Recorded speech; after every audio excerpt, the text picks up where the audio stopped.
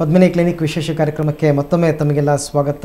ಇನ್ನೇನು ಕಾಲಾವಕಾಶ ತುಂಬ ಕಡಿಮೆ ಇದೆ ಅಂತ ಹೇಳಿದ್ದೆ, ಆದರೂ ಎಷ್ಟು ಸಾಧ್ಯನೋ ಅಷ್ಟು ಕಾರ್ಯಗಳನ್ನ ಸ್ವೀಕರಿಸಿ ಪ್ರಯತ್ನ ಪಡ್ತಕ್ಕಂಥ ಕೆಲಸವನ್ನು ಮಾಡ್ತೀವಿ. ಇನ್ನು ಮಂಜು ದೊಡ್ಡಬಳ್ಳಾಪುರದಿಂದ ಕರೆ ಮಾಡಿದ್ದಾರೆ. ಮಂಜು, ಹೇಳಿ, ಏನು ಸಮಸ್ಯೆ ಇದೆ ನಿಮಗೆ? ಹಲೋ ಸರ್, ಮತ್ತೆ ನಮಗೆ ಮಗು ಆಗಿ 11 ವರ್ಷ ಆಗೈತೆ. ಇದು 172 ಟ್ಯಾಬ್ಲೆಟ್ ತಗೊಂಬೋದಾ ಬೇಡ? ಪಿಲ್ 72ನಾ? ಮೇಡಮ್. ಅಲ್ಲ, ಇವಾಗ 11 ವರ್ಷ ಆಗಿದೆ ಅಂದ್ರೆ ಎಷ್ಟು ವಯಸ್ಸು ನಿಮ್ಗೆ? ನಮ್ಗೆ 30 ಮೇಡಮ್. 30. ಈಗ ಇನ್ನೊಂದು ಮಗು ಬೇಕಂತಿದ್ಯಾ ಬೇಡ ಅಂತಿದ್ಯಾ? ಇನ್ನೊಂದು ಮಗು ಬೇಕು? 172 ಮೇಡಮ್. 172. ಅಲ್ಲ, ನಿಮಗೆ ಇನ್ನೊಂದು ಮಗು ಬೇಕಾ ಇವಾಗ, ಬೇಡವಾ ಅಂತ ಪ್ರಶ್ನೆ ಕೇಳ್ತಾ ಇದ್ದಾರೆ ಡಾಕ್ಟರ್. ಬೇಡ. ಬೇಡ ಅಂದ್ರೆ ಈಗ ಪ್ರಾಬಬ್ಲಿ ಅವರು ಎಮರ್ಜೆನ್ಸಿ ಕಾಂಟ್ರಾಸೆಪ್ಟಿವ್ ಇದರದ್ದು ತುರ್ತು ಗರ್ಭ ನಿರೋಧದ ಬಗ್ಗೆ ಹೇಳ್ತಿದ್ದಾರೆ.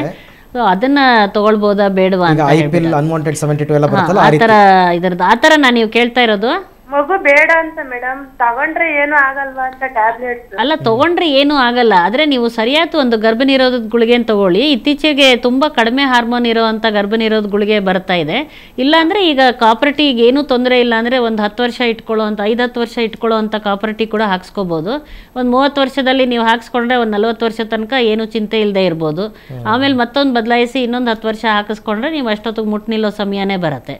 ಹಾಗೂ ನಿಮ್ಗೆ ಒಂದ್ ವೇಳೆ ಮಗು ಸಾಕು ಅಂತಿದ್ರೆ ಅದು ದೊಡ್ಡವನಾದ್ಮೇಲೆ ಒಂದು ಆಪರೇಷನ್ ಕೂಡ ಮಾಡಿಸ್ಕೋಬಹುದು. ಅದು ಎಮರ್ಜೆನ್ಸಿ ಕಾಂಟ್ರಾಸೆಪ್ಟಿವ್ ಇಂದ ಅದು ಸರಿಯಾದ ರೆಗ್ಯುಲರ್ ಕಾಂಟ್ರಾಸೆಪ್ಟಿವ್ ಅಲ್ಲ. ಯಾವಾಗ್ಲೂ ಒಂದು ತುರ್ತು ಸಂದರ್ಭಗಳಲ್ಲಿ ಮಾತ್ರ ಉಪಯೋಗ ಆಗುವಂತದ್ದು, ಅದನ್ನ ರೆಗ್ಯುಲರ್ ಆಗಿ ಉಪಯೋಗಿಸಬಾರ್ದು. ಇನ್ನು ಮೈಸೂರಿನಿಂದ ಮಹೇಶ್ ಅವರು ಕರೆ ಮಾಡಿದ್ದಾರೆ. ಮಹೇಶ್, ಹೇಳಿ, ಏನು ಸಮಸ್ಯೆ ಇದೆ? ಮಹೇಶ್, ಹೇಳಿ, ನನ್ನ ಧ್ವನಿ ಕೇಳ್ತಾ ಇದೆಯಾ ನಿಮಗೆ? ಸರ್, ನನ್ನ ಹೆಸರು ಮಹೇಶ್ ಅಂತ. ಹೇಳಿ